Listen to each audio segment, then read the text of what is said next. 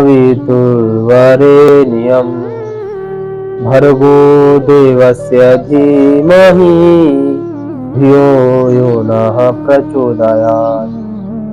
ॐ भूर्भुवः स्वः तत्सवितुर्वरेण्यं भर्गो देवस्य धीमहि धियो यो नः प्रचोदयात्। ओम सादर नमस्ते जी, नमस्ते जी, नमस्ते जी। ब्रह्मचार्य विद्या निष्ठक और आज सच्चिदानंद का रस प्राप्त करना अंतःकरण में ही टिकता है। और समस्त शास्त्रों का फल क्या है? अंतःकरण की पवित्रता। अंतःकरण क्या है? अंत में जो कारण है, जो आत्मा है, आत्मा की पवित्रता। आपको ये आत्मा तो शुद्ध नित्य है भाई, अविनाशी है, वो तो आप पवित्र है, वो तो परम सिद्ध है। तो कैसे तुम कह सकते हो पवित्रता नहीं मिल पा रही? नहीं, पवित्रता मिल रही। पवित्र है ही जो चीज को, उसको पवित्र क्या करोगे तुम? आत्मा पवित्र है, पर क्या है? देखो, आत्मा पवित्र तो है, पर उसके ऊपर मैल चढ़ गया है।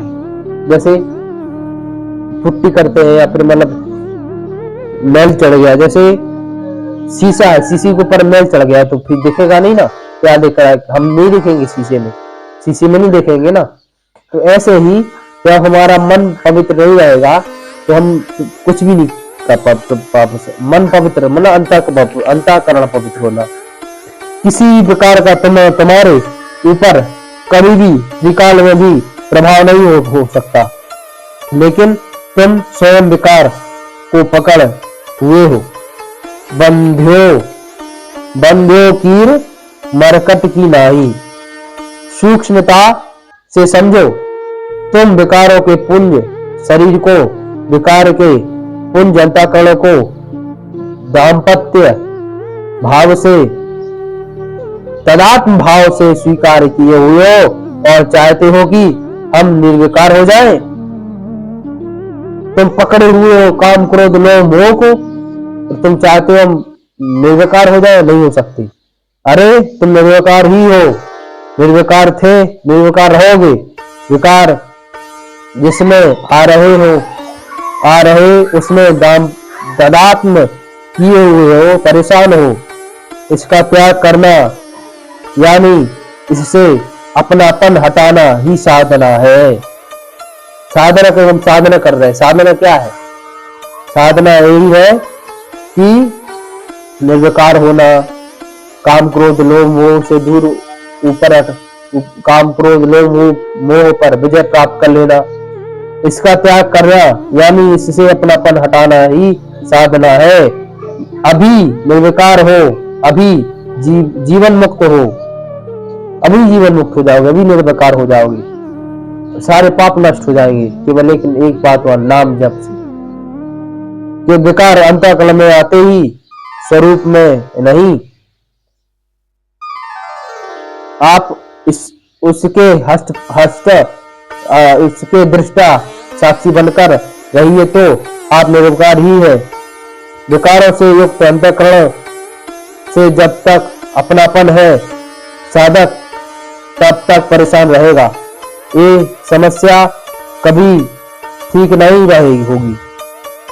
शरीर और अंतःकरण में अपनापन मानना ही विकारों का बुलावा है। शरीर और अंतःकरण में से संबंध हटाना ही जीवन मुक्तता की स्थिति में पहुंचना है। तो ये यहाँ पे कह रहे हैं कि हम पहले से ही हम निर्विकार है, पहले से ही हम शुद्ध है, पवित्र है। तो हम उससे कैसे है विकार अपनापन हो सकते हैं?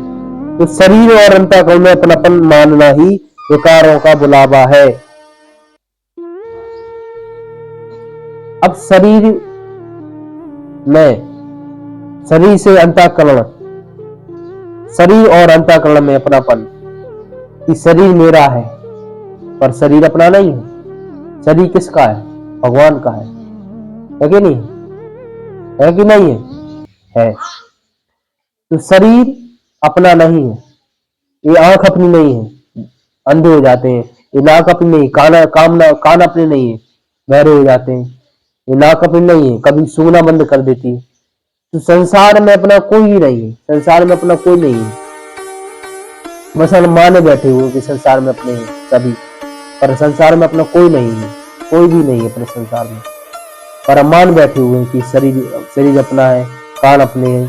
यदि शरीर अपना होता तो हम मरने से रोक लेते, पर शरीर तो मर जाता है कि नहीं। तो हमारा शरीर, हाथ अपना नहीं है, ये सीना भी अपना नहीं है, कोई भी वस्तु अपनी नहीं है।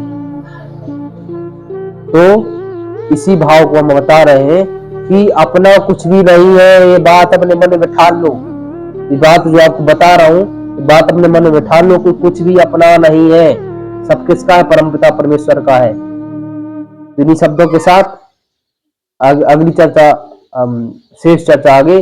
जय हिंद, जय भारत, भारत माता की जय। ओम नमस्ते, धन्यवाद।